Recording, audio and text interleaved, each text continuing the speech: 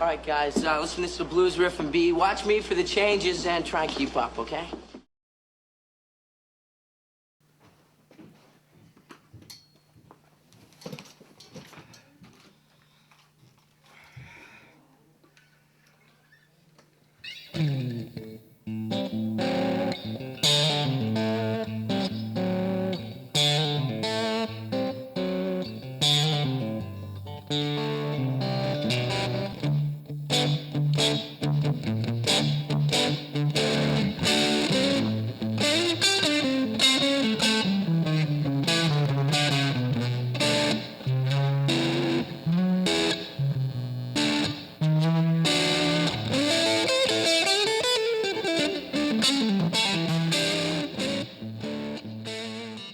Virtually every kind of popular music we know today starts with sheet music.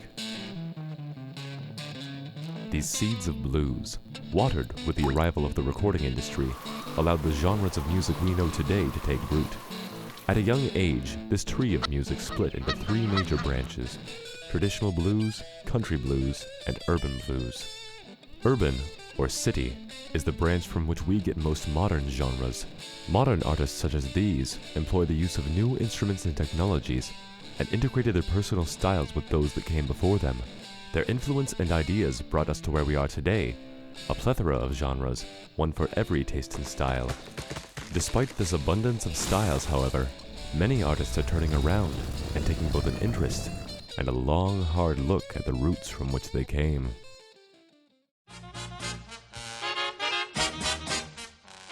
Here's where it all began. Although it's generally accepted that sheet music came before the recording industry, it should be noted that publisher Howard W. Odum made the first raw and non-commercial recordings in the early 1900s. However, these recordings have unfortunately been lost over the years.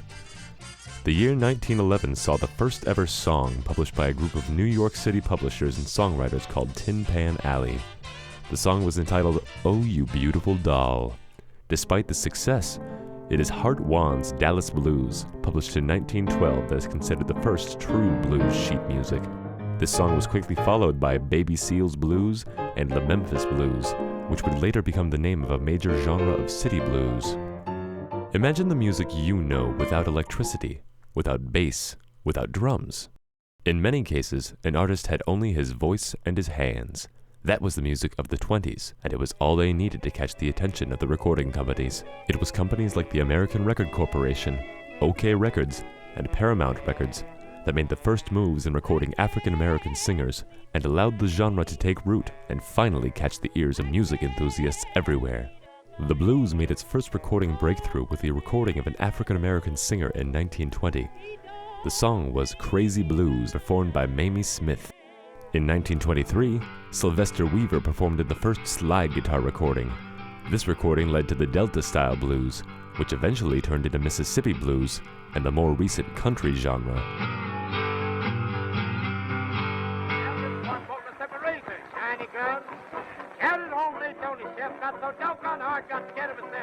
While the recording industry gave country music a head start, it was live performances that started the city branch. Take the raw sound of the blues, add a band, and you've got the makings of the 1930s. It wasn't nearly the same as it is today, however. They were called jug bands for a reason. Instruments of the first jug bands included the washtub bass, kazoo, washboard, spoons, the jug, and makeshift string instruments crafted from old guitar and mandolin necks fastened to dried gourds. Jug bands, along with ragtime piano music and early jazz, were coined city music because of their live gigs in local city clubs. This branch of city blues turned into what we call the Memphis Blues, but it didn't stay there for long.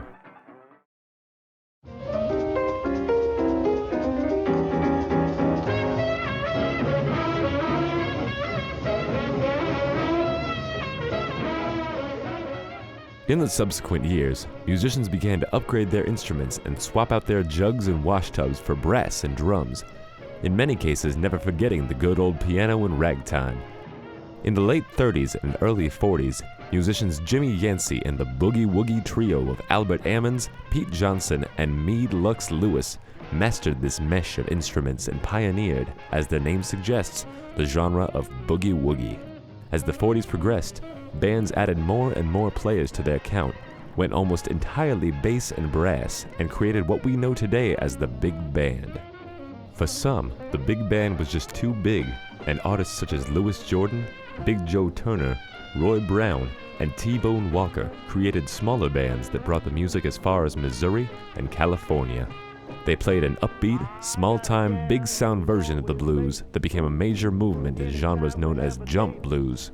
It was around this time that many musicians opened their eyes and set their sights north and headed to the big time, the beloved city of the God-sent Blues Brothers, the one and only Chicago. This mass movement was known as the Second Great Migration. I'm gonna ask her, is you...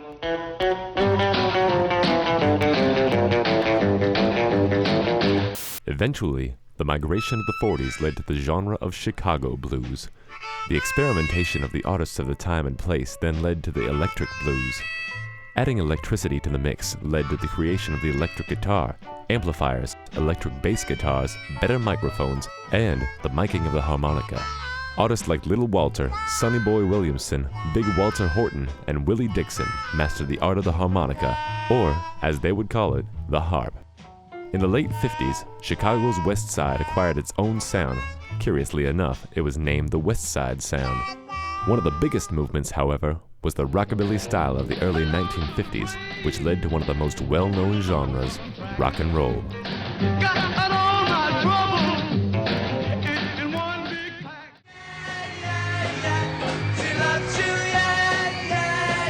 It wasn't long before the music in the US grabbed the attention of artists worldwide. In the late 1950s and early 60s, groups like the Beatles heard the call of rock and roll from overseas and made their way to the States. Many of the artists that came to check out the scene were from England, and so this age of musical foreign affairs became known as the British Invasion. Then came one of the biggest innovations in electric rock history. In November of 1966, an attempted redesign of the Vox Super Beetle guitar amplifier at Warwick Electronics Incorporated and the Thomas Organ Company resulted in the first ever guitar pedal known as the famous wah-wah.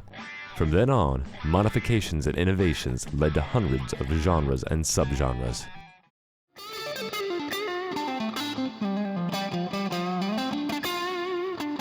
With the artists of the 1970s came a wave of redefinition of music that literally distorted the sound of what was once the blues and changed it forever. This revolution was influenced and inspired by the disquiet amongst the people about foreign affairs, such as the Vietnam War, national affairs, such as the Civil Rights Movement, and, of course, drugs. And there was always a different drug for every decade. Drugs would turn out to be the inspiration for and demise of many artists. One of the most well-known results of these influential events is the psychedelics genre. One of the greatest pioneers of psychedelic rock was left-handed guitarist Jimi Hendrix, known for his innovative use of the guitar itself, as well as distortion and feedback to achieve a whole new sound that few had ever heard before. Many artists put their own variations, such as synthesizers and other electronics, to use to create new and unique music and usher in a new era.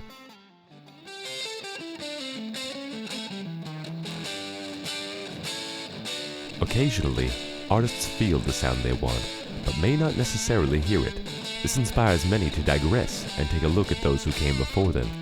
Since the late 60s, this trend has been popping up here and there, and even now, we are seeing a pattern of blues revival. Artists everywhere and of all different genres are going back to their like roots. It just goes to show that this entity we know as music is deeply rooted in time and artistry, and no matter where it may go, today's music will always stem from the good old blues.